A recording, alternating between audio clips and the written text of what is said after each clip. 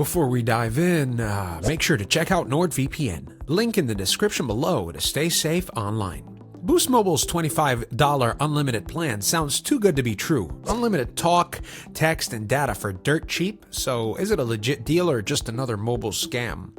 The $25 plan includes unlimited data, 5G access, hotspot use, and no annual contract. It's prepaid and runs on Boost's new AT&T or Dish 5G network. Depending on where you live, the catch: you have to sign up through their website and bring your own phone.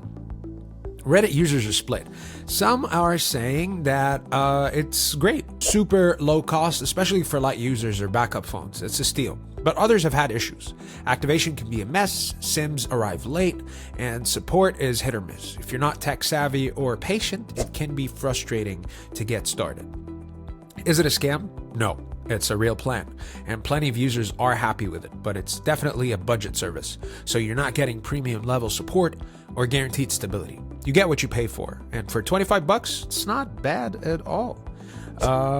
If you're comfortable activating it yourself and want a low-cost, unlimited plan, Boost's $25 deal is real. Just know what you're signing up for, and don't expect Verizon-style treatment.